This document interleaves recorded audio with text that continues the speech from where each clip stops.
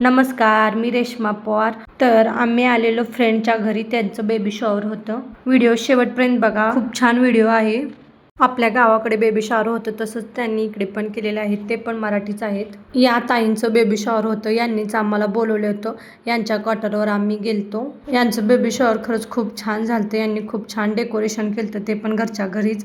यांचं baby shower बघून मला माझ्या बेबी शॉवरच्या टायमाची आठवण आली. पाठीमागे बघा रिचा कशी पायऱ्या चढून वर चढायला लागलेली आहे.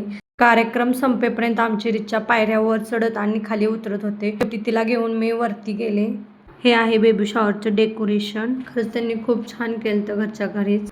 तरी ते हे दोघं बसलेले होते, ज्यांचं बेबी शॉवर आहे ते. आणि खाली टेबलावर पण छान डेकोरेशन केलं. तर तुम्ही पाहू शकता काय काय ठेवले होते. केळं, ॲपल, मिठाई, सगळे 5 फ्रूट ठेवले होते.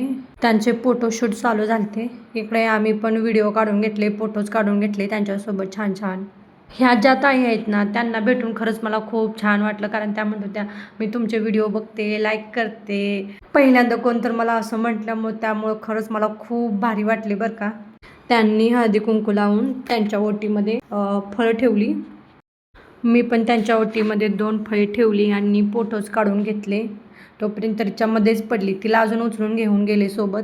अगोदर एवढी थंडी होती ना बासच. आता थंडी संपली आणि गरमी एवढी चालू झाली ना, तुम्हाला चेहऱ्यावरून समजतच असेल.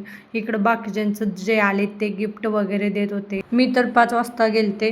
5 वाजल्यापासून तिथेच होते. संध्याकाळी 8पर्यंत आम्ही तिथेच होतो. त्यांनी बर्फी उचलली होती, बघू काय होते. मी तर पेढा उचलला होता, पण मला जिलेबी झाली. हे सगळं काय खरं नसते, ते सगळं एन्जॉयमेंटसाठी असते आपल्या.